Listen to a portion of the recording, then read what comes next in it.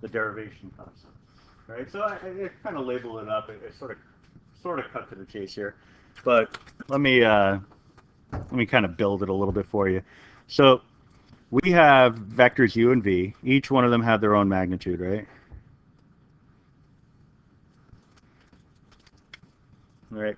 So if I want to figure out the area of a parallelogram, geometry tells us that it's just the base times the height. Right? It's the same as the area of a rectangle. It's just it's on a slant, so coming up with the height is a little bit more challenging. Right? So what I would need, because I already have the base is whatever the magnitude of u is. What I would need is some measure of the height.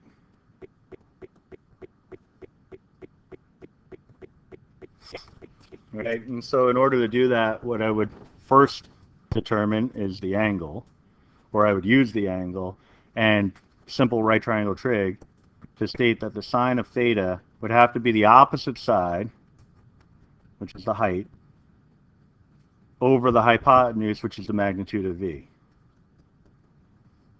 which would then give us that h equals the magnitude of v times the sine of theta. All right, so what we get here is that the area of the parallelogram is equal to the magnitude of u that we already knew times the magnitude of v times the sine of theta, which we've already stated is the magnitude of the cross product of u and v.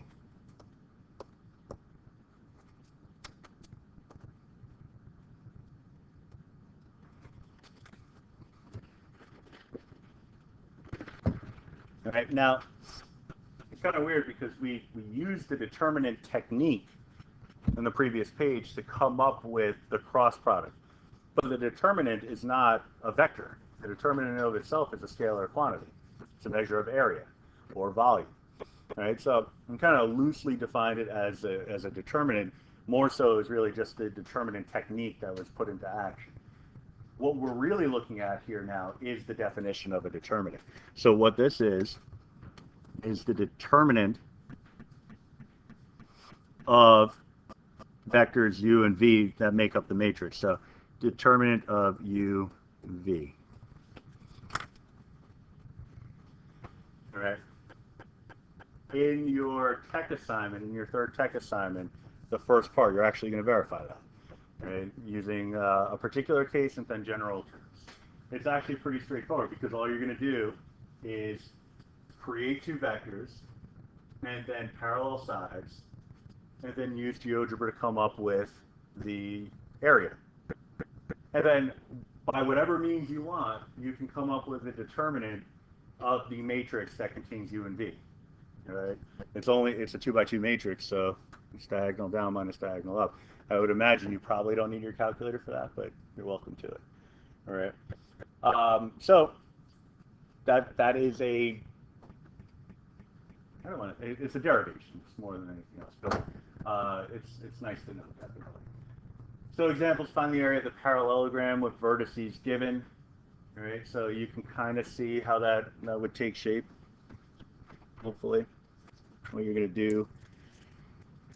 Well, this is in 3 dimensions, so it's a little bit more interesting. But a rough sketch to get you started.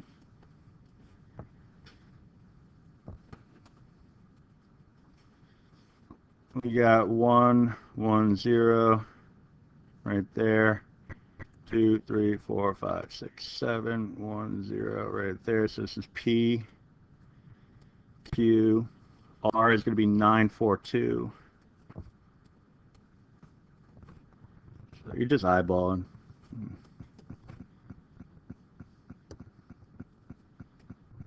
R and S 3, 4, so something like that.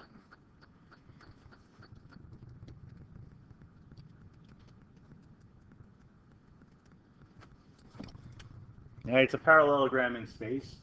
So when you come up with your quick sketch, don't be surprised if it doesn't look like a parallelogram, because part of it's going to be elevated. Right? So, mine barely looks like a quadrilateral. Right? So what this is telling me, what we just learned, is really twofold.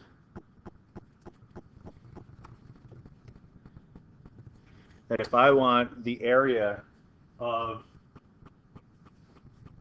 this parallelogram, all I have to do is find the magnitude of the cross product between any two consecutive vectors.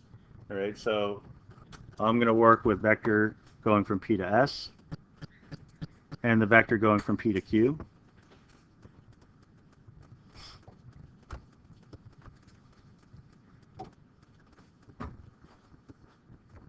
So 2, 3, 2. So subtracting corresponding values. 2, 3, 2. And then P to Q, 6, 0, 0, it looks like.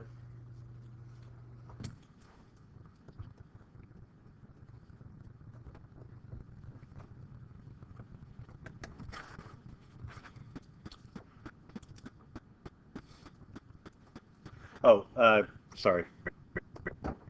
In R2 for the previous one.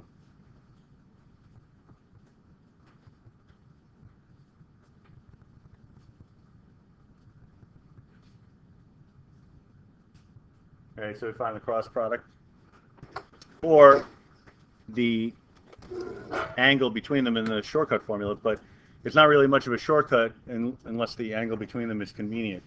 In this case, the dot product between PS and PQ is not 0, so I'm not looking at a 90-degree angle. So I'll go right for the cross product approach. I, J, K, 2, 3, 2, 6, 0, 0. I keep going with the wrong bracket.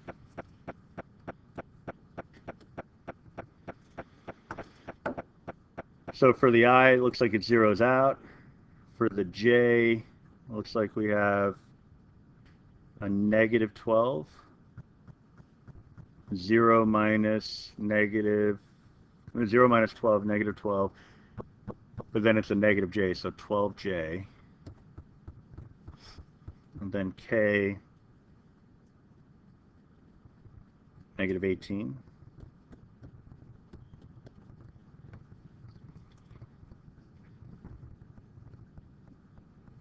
All right, so if I find the magnitude of the cross product between PS and PQ,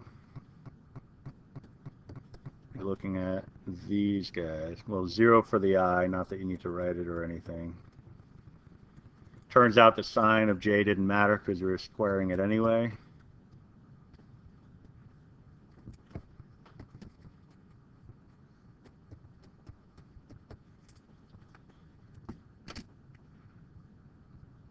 $324.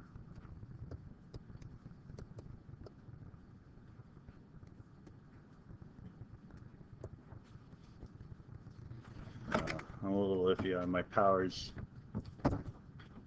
of 2 after 15 squared. Well, between 15 squared and 20 squared.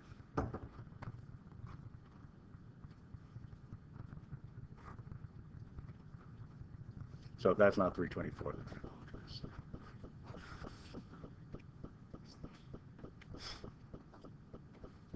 All right, number 8.